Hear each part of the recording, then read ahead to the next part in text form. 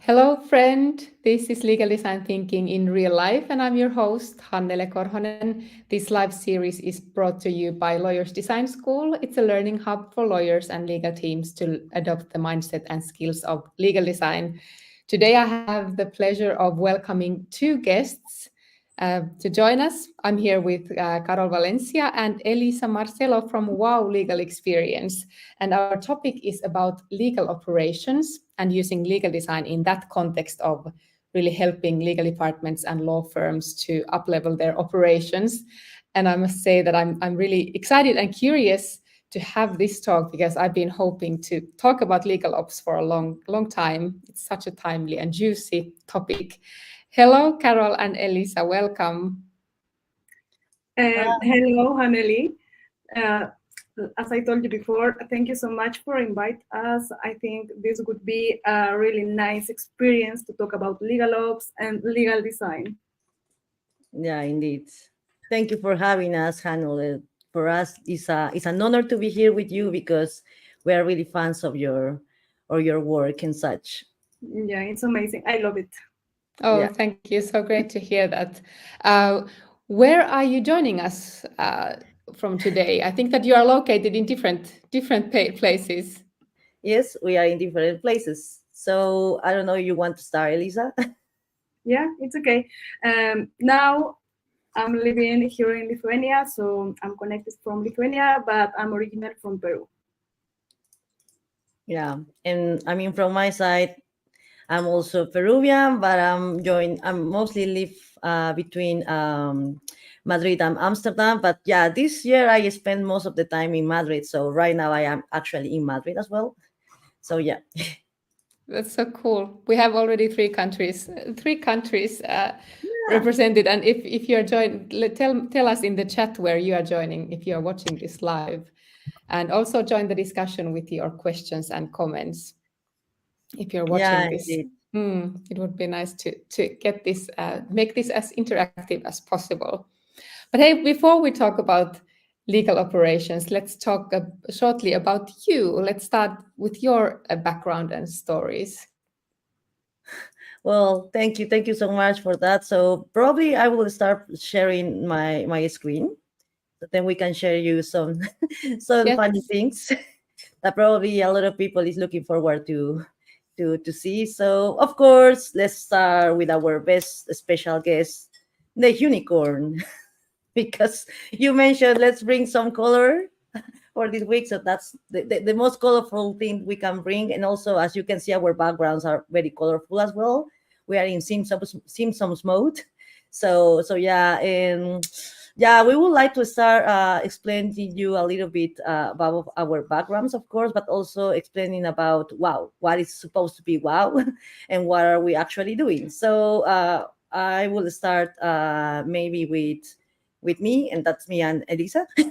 So then that's also our brain factory.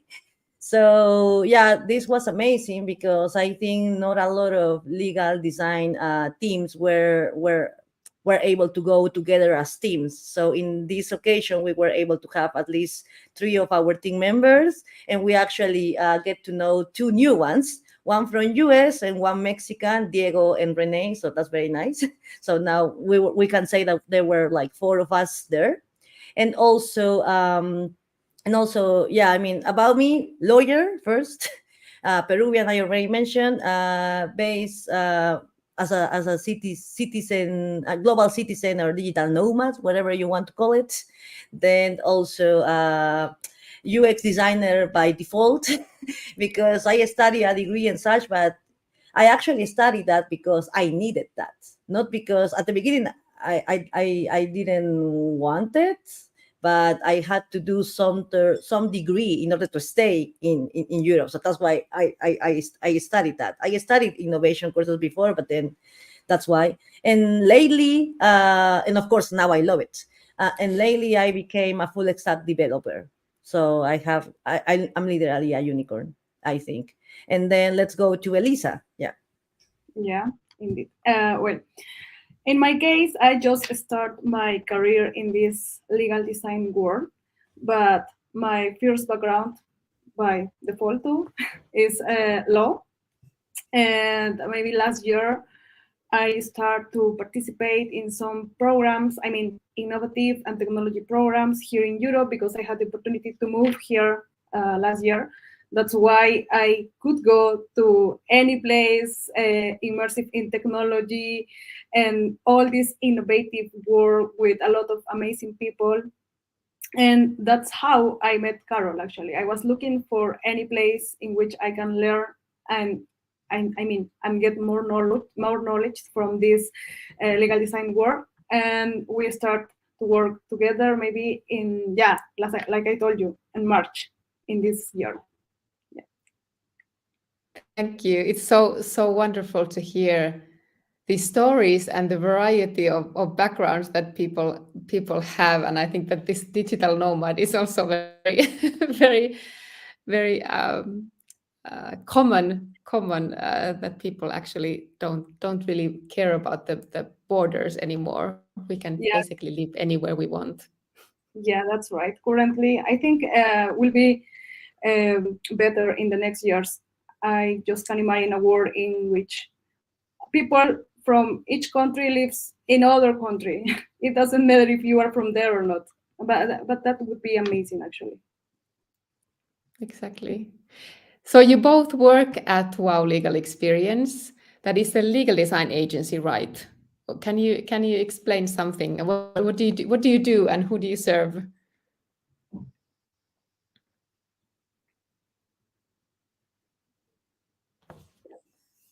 Oh, you're Karol, muted, I think. yeah. Yes, sorry. No, Yeah. like I was saying, we would like to explain you actually about like the logo and the name and the mission that we are on board. So basically, Wow Legal Experience started 4 years ago, like during the pandemic. And actually was a pre-pandemic idea with three different people, also Peruvians, UX designer, engineer, another engineer, and me as a legal person. We are very close friends until now, but unfortunately, the idea between the four initial co-founders didn't work.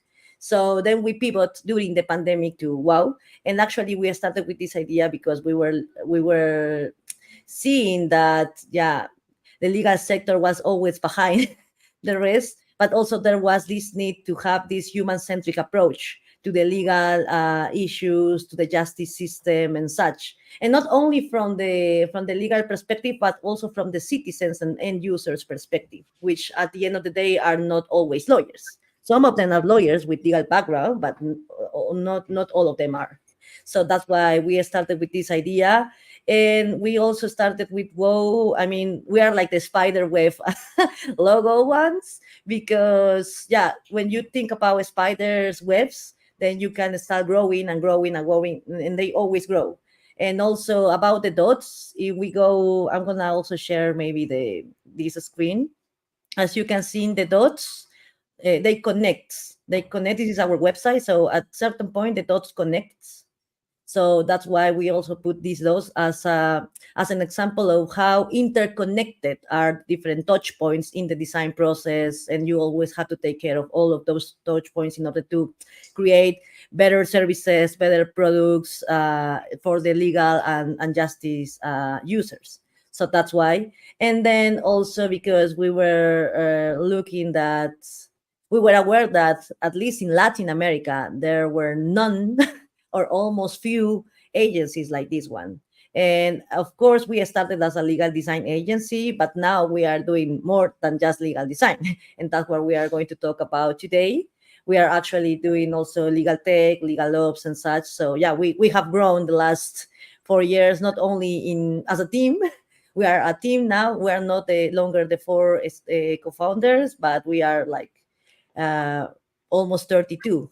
Yeah. And I said almost 32 because I know that we are gonna do an onboarding of a couple of team members next week. So yeah, we are growing, and yeah, that's very nice. And also we are creating opportunities for different backgrounds. For instance, we have like students that they want to get it in these legal innovation roles and mindset. And also we have like already senior and lawyer practitioners that have expertise and such. We have people with other backgrounds, engineers, developers, and designers. So it's very multicultural because we have people from different places. We have different ethnicities. We have different backgrounds, but also we give them the opportunity to learn by doing with real cases. And also we invent our own use cases sometimes, which is also nice. So this is a safe space to co-create together and to learn together between us. Yeah. Oh, that's so Yeah. wonderful. Yeah, go ahead, Elisa. Yeah, sorry, I just want to add something that I don't know how it's for other, in general, friends that I have which are interested in general in legal design. But for us in Latin America, the opportunities is not a lot. So to looking for any place in which you can work as a legal designer or at least learn about legal design, it's hard, it's difficult. And that's why I think World Legal Experience has an important role in, I think, in all the community, in all the legal design community, not just in Europe, not just in Latin America. I think it would be important for all the world. That's so wonderful, and to hear first of all that the team is growing and to grow from 0 to 32 in 4 years. I think that's huge growth, but also how you approach to this team building. And I think that one of the good examples was that when we were talking about your visit to this series, Karol insisted that you will come here with the team member because you work as a team, and I think that's a very nice way of showing that yes, we are not solo heroes here, but we actually do things together. Yeah. But hey, let's talk about legal operations. Yeah, so then I will also start sharing this one. Sorry, I'm Yeah. just in a slideshow mode. So yeah, basically, we would like to talk about this legal operations case. Unfortunately, we cannot mention names, but of course, this is about a Peruvian law firm that collaborates with an in-house legal department, and plus us, of course, plus us as a team. So the first step will be that you have this in-house legal department that actually has some budget to use and to put into their own benefit, and they decided to go and maybe buy some legal tech products or start implementing some AI or whatever they want to implement. But they have a list of 10 problems that seems to be a priority.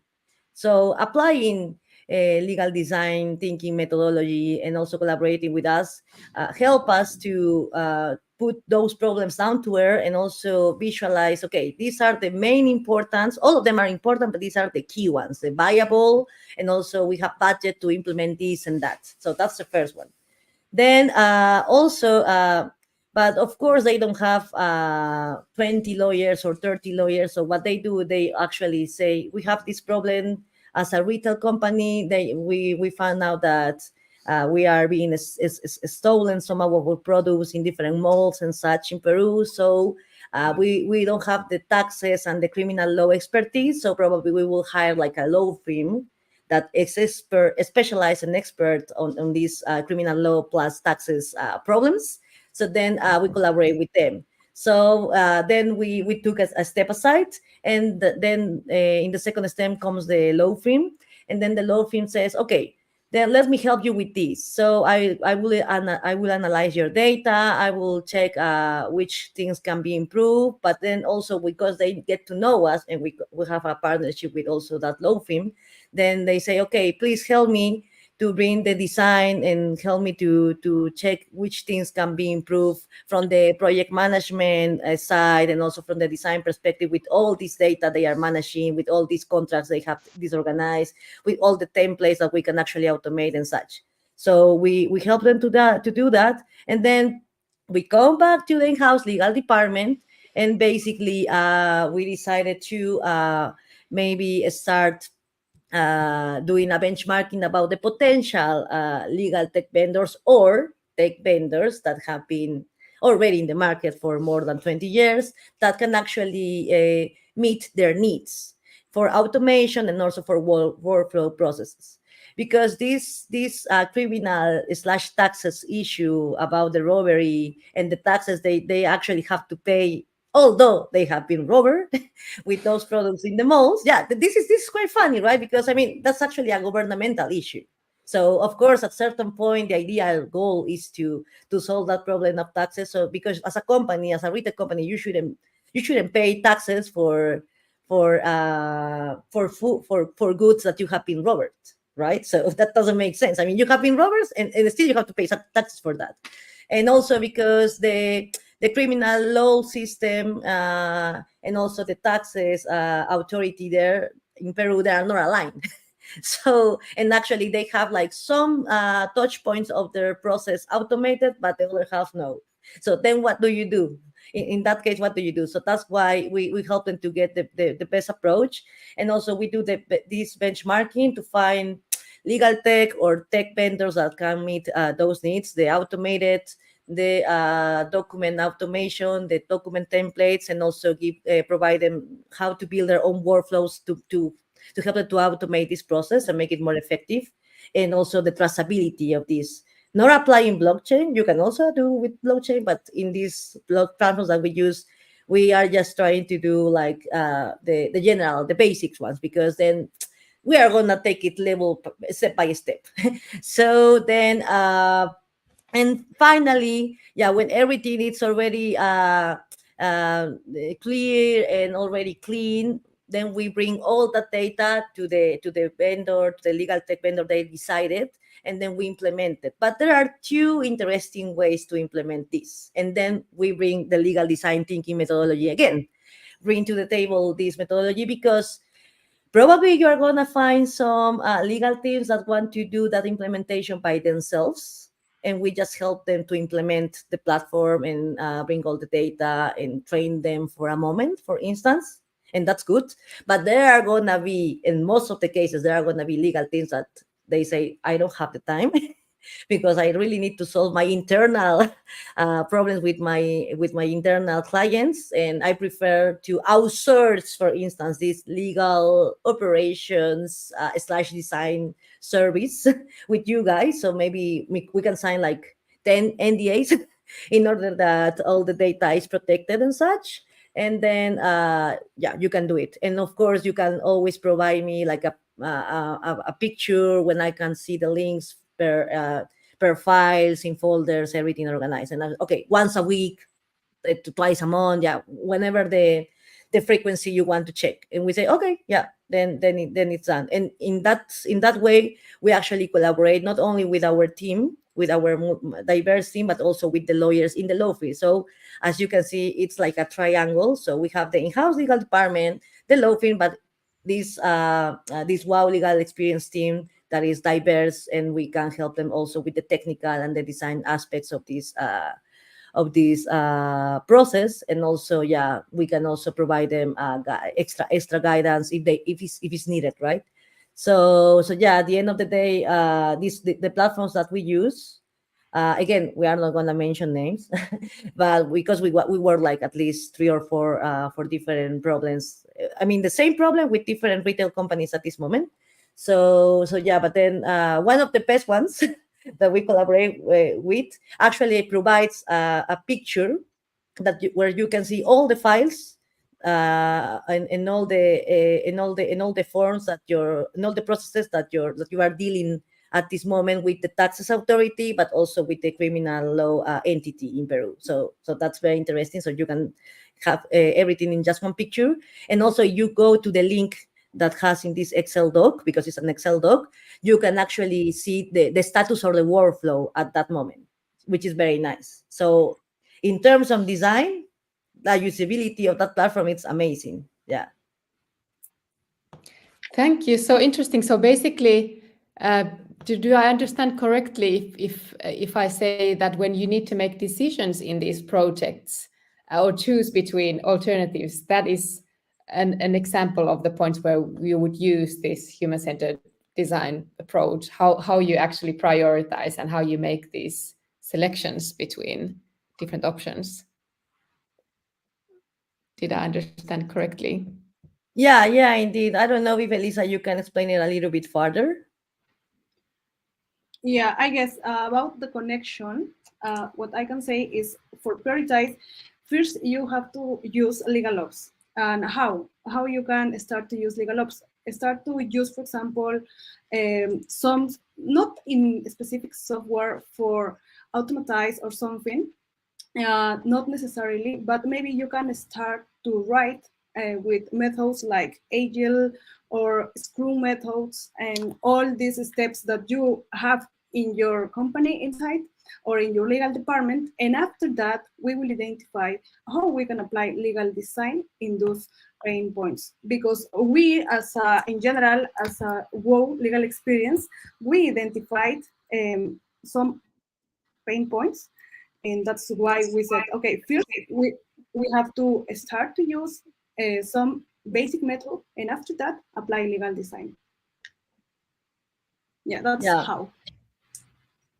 yeah, that's How how. would And you define legal ops, legal operations for someone who has never heard about it before? Okay. you can Wait, mention the reels. yeah, how we in general can define easily for all the people who never hear about this is basically the application of business practices to optimize the management of a legal department within an organization. So in general, these activities are multidisciplinary in nature and are involved strategic planning, financial management, supplier management, or technology management actually, and also the most important, data analysis, and among other skills. But for us, one of the most important are, for example, data analysis in general, financial management, and strategic planning. That's how we can define legal ops. Yeah.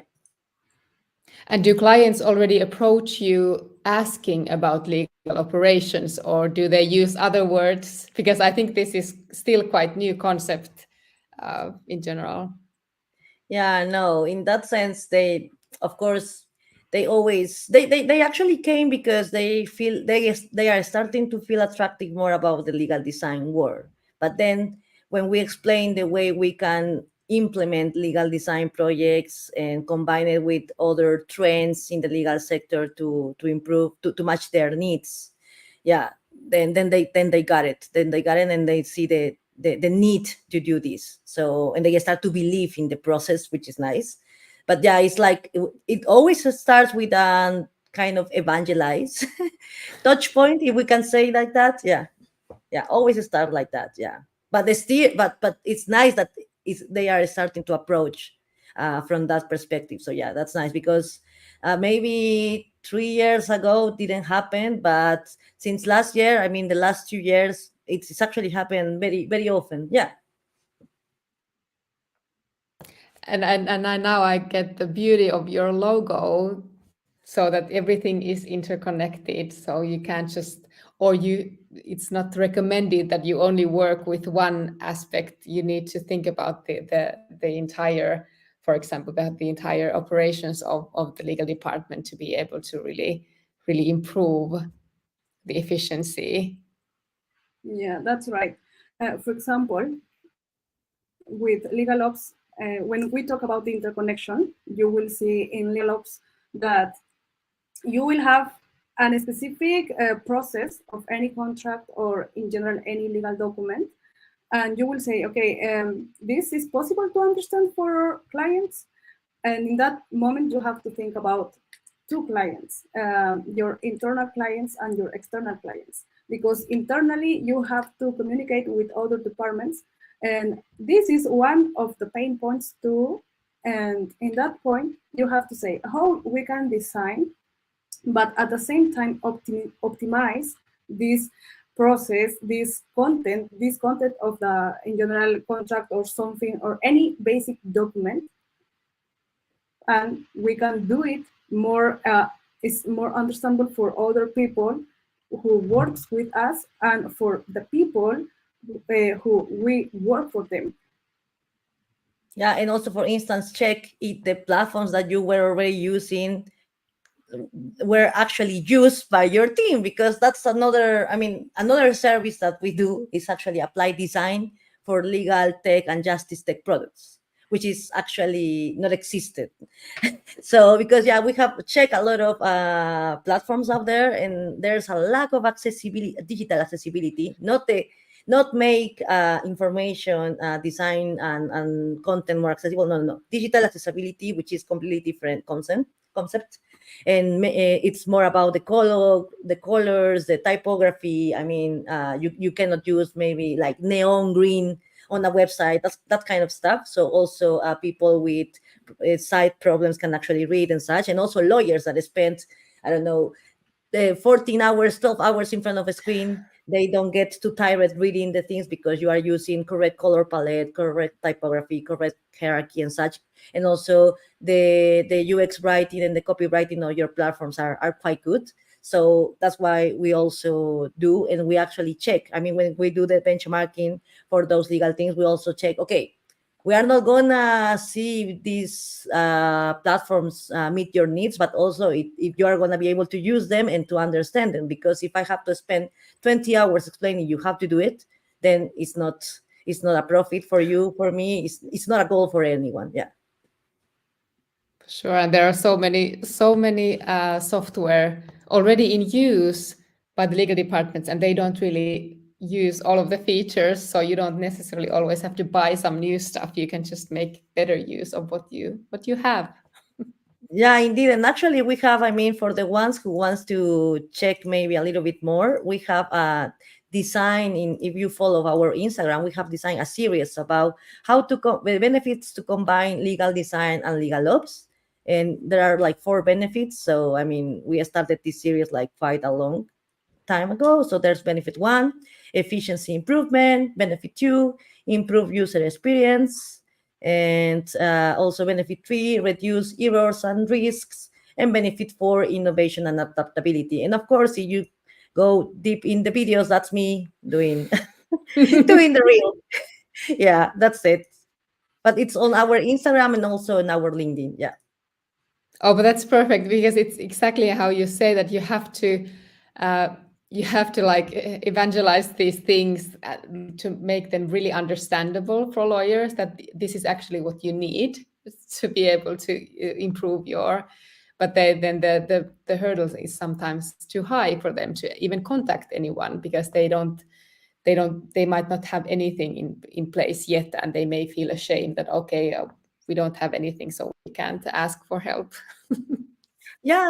I mean, yeah, we really don't like creating new words, but maybe you can also start talking about legal design ops, something like that. Yeah. So it's the combination about like the legal design thinking methodology in order to map your pain points and the touch points that you can improve within your legal teams with the services and products that you deliver. Also, if you have a legal tech as well, and plus the operations aspect, which is legal operations. I mean, because there is this saying to put the prefix legal in everything. We actually don't like it, but I mean, we do it because it gives us a community sense. Yeah. Yeah, lawyers maybe can better identify themselves with the solution. Yeah, indeed. But it's something very lawyerly, to be honest. Yes. But hey, coming back to the example that you shared, it was so interesting because you had the law firm and the legal department and yourself in that. Who were involved in that? What kind of persons from the law firms and the legal department? Yeah, from the in-house legal department were the VP counsel, and also for regulatory affairs and their team. And like I told you, was a huge retail company actually that sells books and pencils. Yeah, I mean that kind of stuff. And because you can say, okay, we have been stolen in this mall in Lima, but then if you are stolen in one mall per city in Peru, which we have like 24 departments, then it's like 24 products that you have been stolen in 24 different malls. So, and that's an issue that happens not only in Peru, that happens everywhere. I mean, also with any kind of retail companies. So you have that team. Maybe there were like 3 people of the in-house legal department involved, and they didn't have like a legal engineer position. No, they didn't have those names as their role. No, they were like just lawyers that works in that team, because we are very far from there in our region. And then also a couple of team members of the law firm, actually the ones that I mean, every law firm has at least 3 or 5 areas of expertise. So the 2 or 3 lawyers that works in that area, taxes area of expertise, yeah, they also joined the project. Of course, a couple of friends of our legal tech vendor, the one that has been chosen, and then us. I mean, at least like three of us were involved. So in total, as you have seen, maybe 10 to 12 people in total. I mean, including the people of the legal tech vendor. Yeah. That's a lot to coordinate and manage. Yeah. But we are 32 now, so definitely we are in that position to do that right now. So what was the feedback from the client afterwards, and what was the impact of the project? Yeah, well, I think there were two main goals. So, for instance, have the feeling that although the governmental aspect of this process is not fully automated, feels more automated because you are also doing your part of automation, and also that you're having the sense that you are more calm because you already have everything organized, applying legal design and these automation tools and legal tech vendors. And second one, of course, the efficiency, because then you can put your hands on to solve other internal problems with your internal clients instead of managing this one that is not external, but of course has impact, but it's more related to external stakeholders. So yeah. So efficiency. So you could actually tweak your name. Wow, legal experience and efficiency. Experience and efficiency are the thank you. results. Consider that one. Results Yeah, from yeah. your projects. Yeah. But let's talk about challenges. I'm sure that there are always challenges with these projects as well. Yeah, maybe first problem would be that how do you put in the same room engineers, designers, lawyers, and yeah. So I mean, actually, in this conference that I told you that I attended today, yeah, they asked the same question. So imagine if the European Commission is having that problem. Imagine how was in a country that they are starting to get to know these trends and get to know these methodologies and such. So of course, first problem was evangelizing. So get them to be aware about this. That was the first one. And of course, the second one, how do you manage to involve different backgrounds and different fields in the same project? So yeah, but yeah, luckily we have very nice people that probably, for instance, one of the legal tech vendors person, he was a lawyer in the past, although he pivoted to legal tech. He was a lawyer in the past, so that also helped to build the bridge. And then maybe also from us, yeah, of course we are lawyers, but we also have that UX background. And then also for the techie people, yeah, they have everything very clear. Actually, one of our engineers is married with a lawyer, so he really understands. Yeah, Luis. Yeah. So that all of that combination helps to build a bridge. Yeah. Sure. Do you, Elisa, have any advice on how if you face change resistance in these projects? How do you actually tackle that resistance or pushback that is pretty normal in the organizations? Yeah, actually, I guess it's more than normal. It's common. It's a big problem in general because people doesn't know about what we are talking.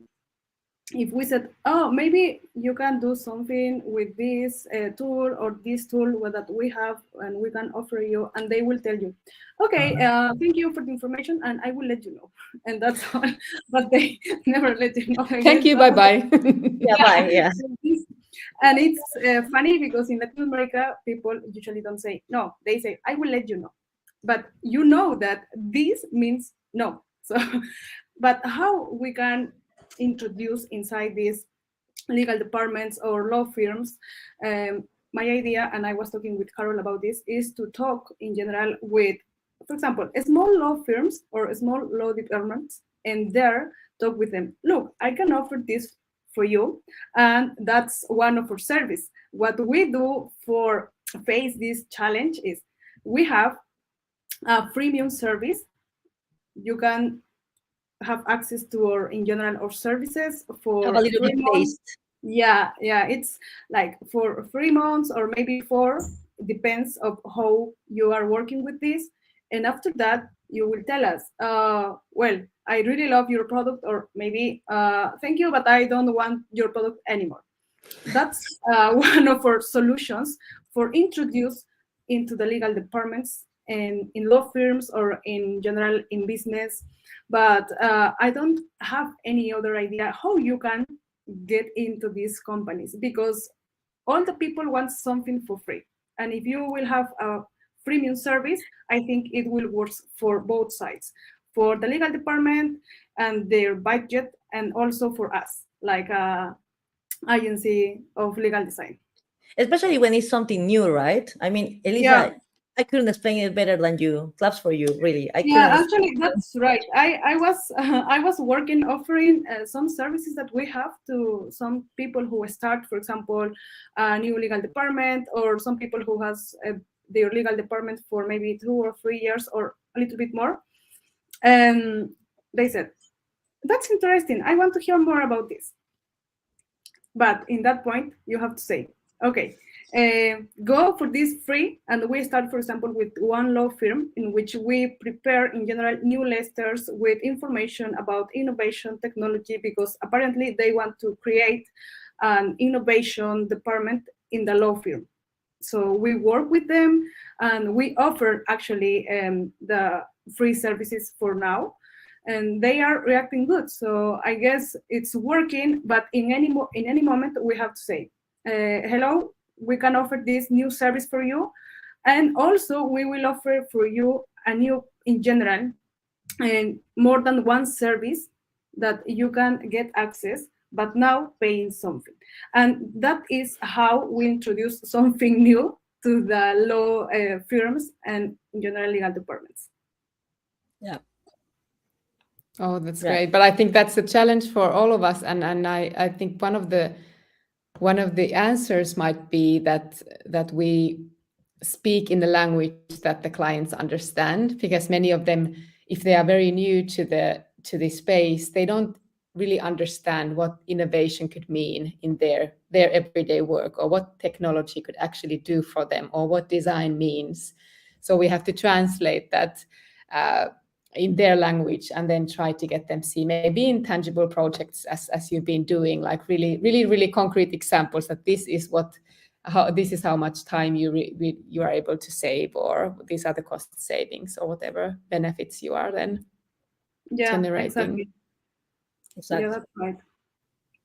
And I think that's the way for now. Maybe in the future will change a little bit, because as Karol said before, in general, the industry is growing up. So I think in the future, some law firms will be more interested than now. Yeah. For sure. AI will take care of the resistant ones, if they are not willing to do anything differently, I think. Yeah. That's for sure.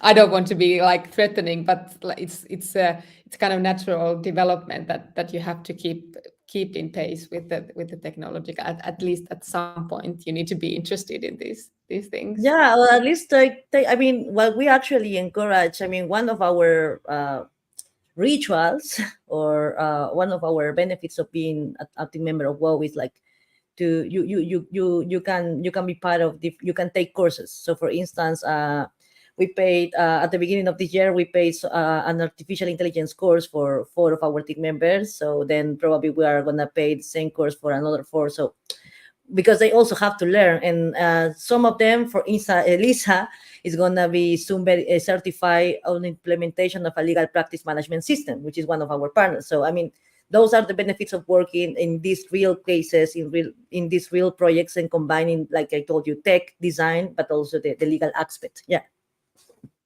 For sure. Education is definitely one way to get started, but what would be Indeed. your advice to someone who's interested in getting started with legal operations and legal design? You can Go and start. see our reels first on Instagram. That's for sure. But for example, me, like, I studied law for 6 years, and what expect people from you? It's okay, go to work to any traditional law firm or to the government.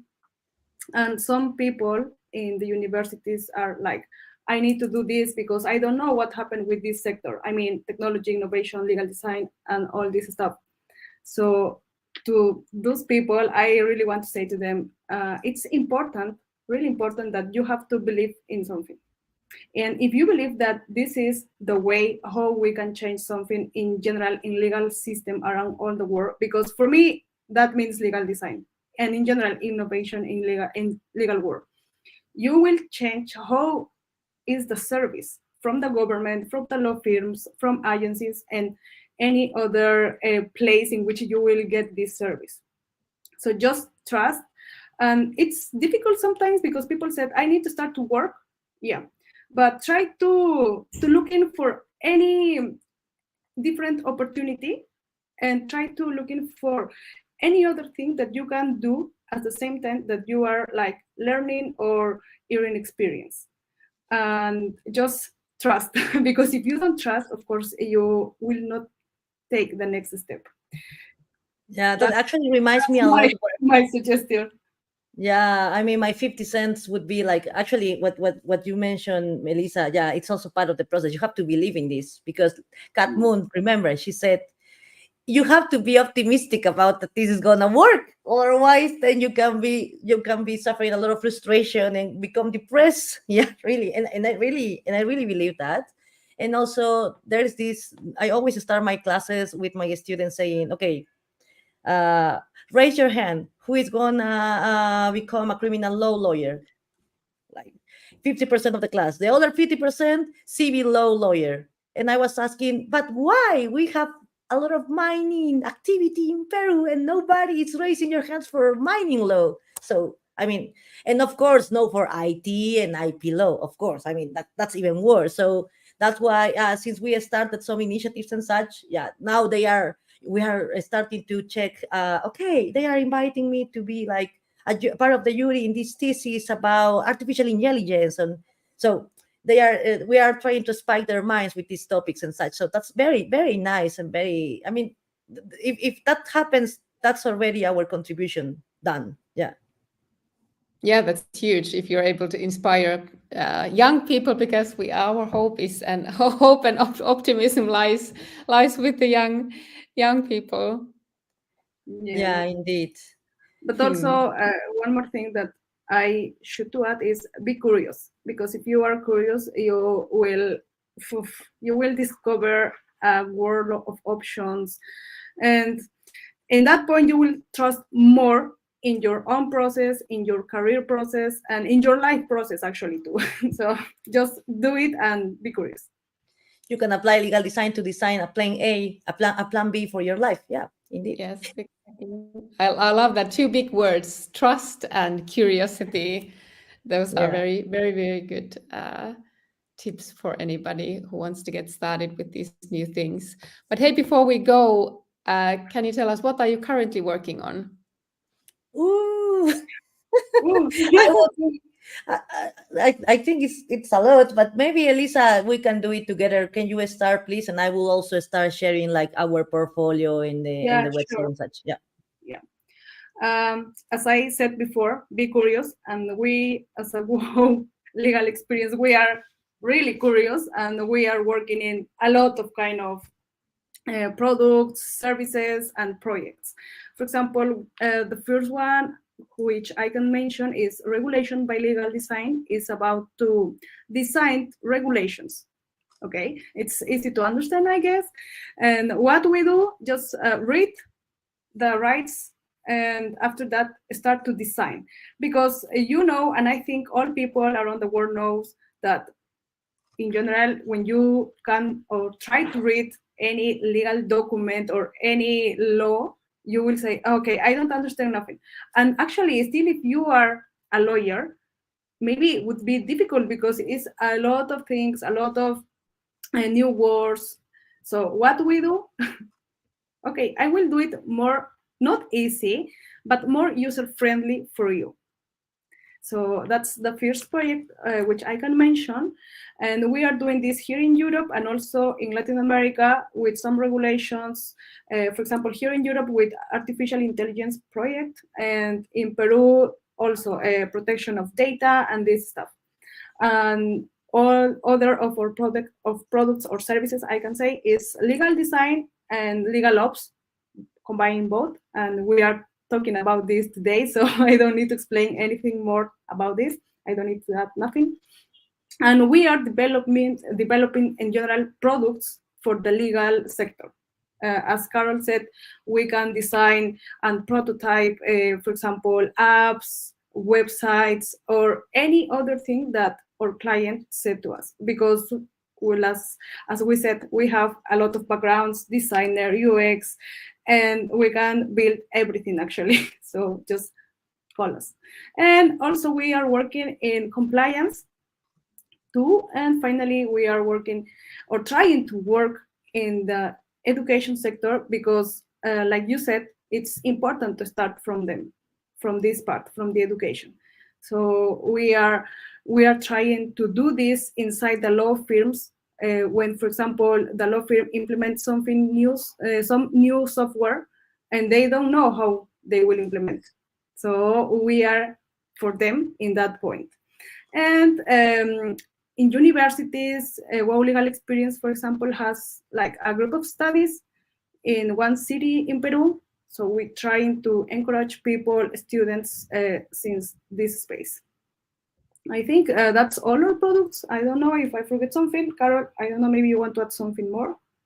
Yeah, no, I think you summarized very well, but I actually want to maybe finish with a couple of pictures that are key important for us, because nothing that Elisa has mentioned and none of the 8 services we provide for legal teams, from in-house legal departments, for governments, for law firms, for legal techs, for whoever, and education, would be worth it and would be possible without this amazing team of people.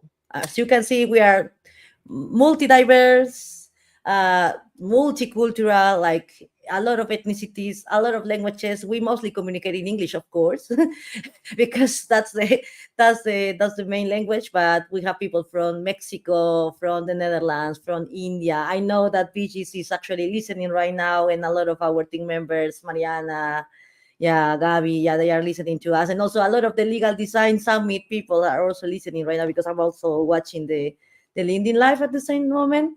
So yeah, Brazilian people, of course, a lot of Peruvians, a lot of Colombian people in our team.